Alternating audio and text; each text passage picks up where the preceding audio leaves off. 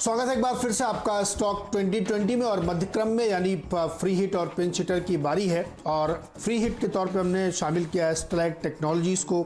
देखिए, reopen is the keyword, और इसमें इन्होंने जानकारी दी है बाज़ार को कि इनके जो ऑप्टिकल फाइबर के जो बड़े प्लांट हैं उसमें ओपनिंग शुरू हो गई है, और उनको ये उम्मीद है कि इस महीने के अंत तक वो अपने उसी लेवल तक पहुंच जाएंगे जहां पे बंदी से पहले थे। तो ये एक बड़ा सिग्निफिकेंट इन्होंने डेवलपमेंट बताया है। दूसरा, स्टेलाइट टेक्नोलॉजीज़ को इसलिए भी हमने चुना है क्योंकि जिस सेगमेंट में ये काम करते हैं, ऑप्टिकल फाइबर और फाइबर के सेगमेंट में, उसकी बहुत ज़्यादा डिमांड है। अभी हम लोग चर्चा कर रहे थे कि आईटी, वर्क फ्रॉम होम, ये सब तब पॉसिबल हो पा रहा है जब इस तरीके की जो कंपनियां हैं बैकएंड के तौर पे काम करेंगी।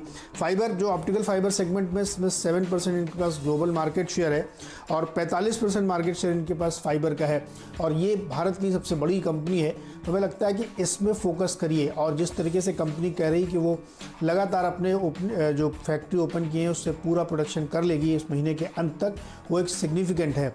दूसरा, टेलीकॉम की जो पूरा रेवोल्यूशन हो रहा है, जो इस पूरे कोविड का एकमात्र सेक्टर जो विनर है वो दरअसल टेलीकॉम है। आईटी से भी बड़ा विनर अगर कोई है तो वो टेलीकॉम है। अभी आपने रिजल्ट्स देखे होंगे, रिलायंस जियो के कितने ज़बरदस्त रिजल्ट आए हैं।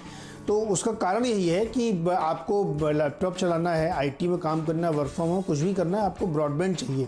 तो उसके लिए इन कंपनियों को फ़ायदा हो रहा है, और इन कंपनियों के लिए जो बैकबोन के तौर पे काम करते हैं वो ऑप्टिकल फाइबर है, इक्विपमेंट्स हैं उसके। तो इसीलिए स्टेलाइट टेक्नोलॉजी को शामिल किया, यहाँ पे खरीदारी करके चलें। और एक दूसरी कंपनी है पॉलीकैब, ये ओएफसी में नहीं है लेकिन केबल में है। वो इसलिए लिया है क्योंकि अब जो इलेक्ट्रिकल और इक्विपमेंट वाला पूरा सेगमेंट ओपन हो रहा है, उसकी वजह से इसमें तेज़ी बढ़ेगी।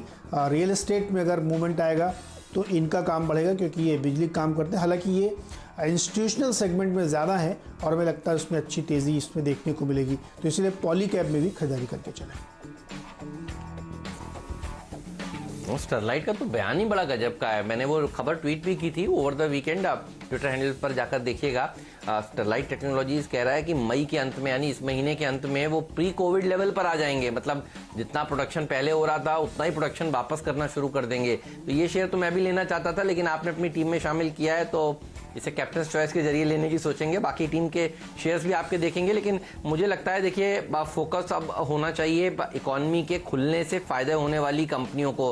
और देखिए, जैसे जैसे अब वापस से कामकाज रिज्यूम हो रहा है, मुझे लगता है कि बहुत अच्छी तेजी देखने को मिल सकती है ऐसी कंपनियों में जो लॉजिस्टिक्स के साथ जुड़ी हुई हैं। और छोटी टिकट साइज के 2 लॉजिस्टिक्स स्टॉक्स को मैंने अपनी टीम में शामिल किया है। नवकार कॉर्पोरेशन के ऊपर रखिएगा नजर, अच्छी तेजी स्नोमैन लॉजिस्टिक्स दिखा सकता है। देखिए, ये लॉजिस्टिक्स स्टॉक्स को भी फायदा मिलता है जब वापस से कामकाज शुरू होता है, सामान आराम से इधर से उधर जाया जा सकता है। अभी देखिए, सिलेक्टिवली इनको कामकाज की इजाजत तो मिली थी, लेकिन आप भी समझते हैं क्योंकि मैन्युफैक्चरिंग इतनी नहीं हो रही थी तो इतना आराम से फ्री मूवमेंट नहीं हो रहा था प्रोडक्ट्स का। लेकिन ऐसे टफ समय में भी अगर आप देखें तो लॉजिस्टिक्स कंपनियों को मंजूरी पहले दिन लॉकडाउन के मिल गई थी। तो अब बाजार ये भी सोचेगा कि देखिए, ये नतीजे तो खैर कैसे भी हैं, लेकिन अगले नतीजों में लॉकडाउन का असर देखने को मिलने वाला है।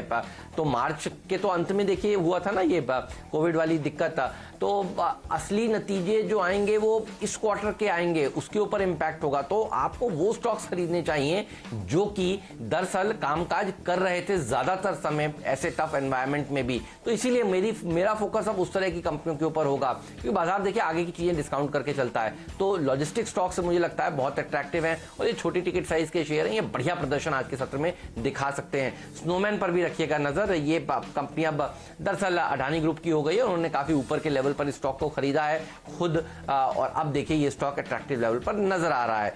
चलिए नीरज, आप बताइए आपका फ्री हिट और पिंच हिटर कौन सा है? हेमंत, मैंने अपना फ्री हिट और पिंच हिटर बता दिया। हम लोग एक छोटा सा ब्रेक ले लेते हैं यहाँ पे, और ब्रेक से जब लौट के आएंगे तो हम अपने पिंच हिटर्स के अलावा अपने बताएंगे हम दूसरे वाले शेयर्स और साथ ही कैप्टन चॉइस। तो हमें लगता है कि यहाँ पे एक छोटा सा ब्रेक लेना चाहिए।